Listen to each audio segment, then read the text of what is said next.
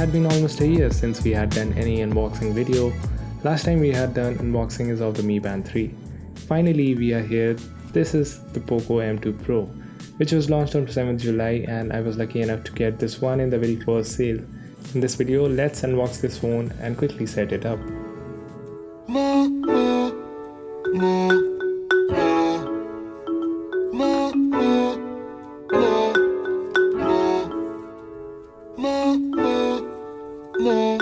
Opening up the box, we have the packet containing a SIM ejector tool, user manual and a warranty card. There is also a TPU silicone case. It's a typical clear case which comes bundled with every Xiaomi phone.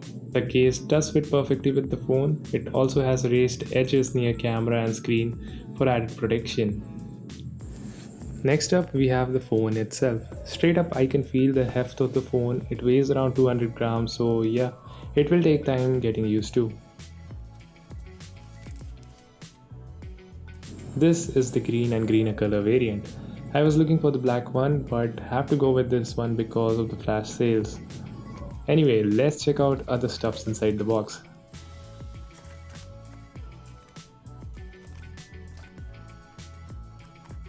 We got a Type A to Type C USB cable with orange accent, which does look cool.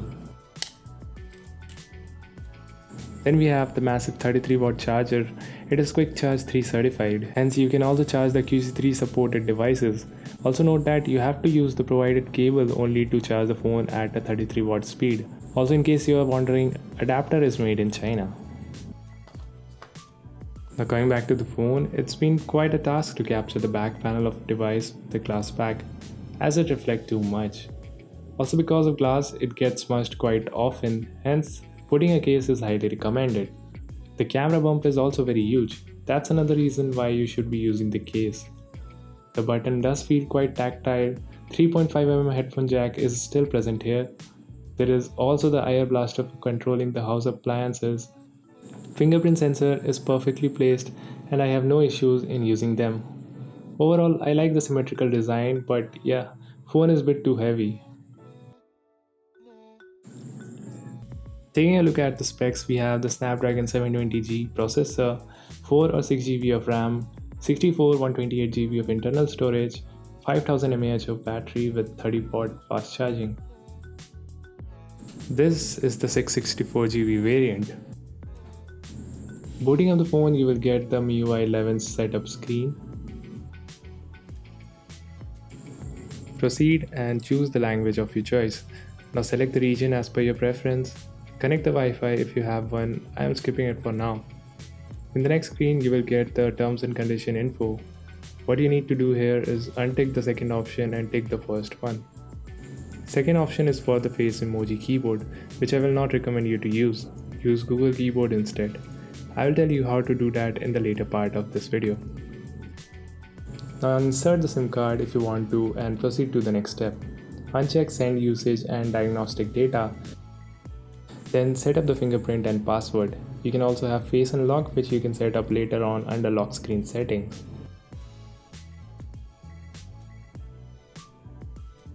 Once done, proceed to the next step. Here again, turn off user experience program, send diagnostic data and personalized ad. Now select a theme and complete the setup process. So this is how you should set up your Xiaomi device. Now talking about software, this phone runs on MIUI 11 for Poco. I don't know why there is still no MIUI 12 even after 3 months since launch. The phone does comes with ton of bloatware, but thankfully most of them can be uninstalled. Also, Cleaner app still uses the Clean Master even after the recent ban, but Poco does release a statement for that and they will fix it in the coming months. Now to change the default keyboard from face emoji to Google Board, go to settings, select additional settings, tap on language and input, select manage keyboards, turn on Gboard and disable face emoji keyboard for Xiaomi.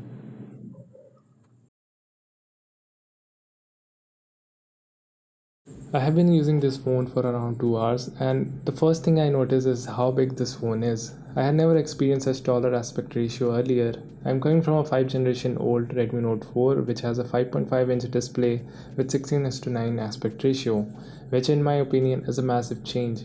Personally, I do miss the compact size of the Redmi Note 4. Charging speed is also next level. I plugged the phone to charge at 32% and it took around 45 minutes to hit the 100% mark, which is just insane considering it has a massive 5000 mAh battery. Moving on to cameras, it has the quad camera setup at the back. First one is the 48 megapixel Samsung ISOCELL GM2 sensor with f1.8 aperture. Then there is a 8 megapixel ultra wide, 5 megapixel macro and 2 megapixel depth sensor. Picture quality seems to be good enough, but we will check out in detail in a dedicated camera review. Also, Gcam video is coming up real soon, so make sure to subscribe the channel. I do notice some bugs in the software, like I was surfing on Chrome and it automatically crashes. Then after applying a wallpaper from third-party apps, black box glitch appears on screen. I think this is a software issue and it can be fixed with an update.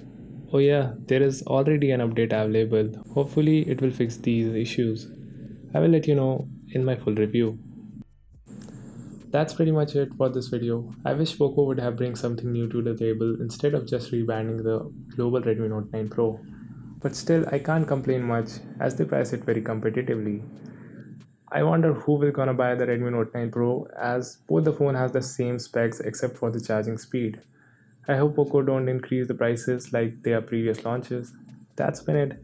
If you're new to our channel, then do subscribe as a lot of videos on Poco M2 Pro is coming. Also do comment down below if you have any queries regarding this phone. I will try to answer them all. Till then, thanks for watching. I'll catch you guys in the next one.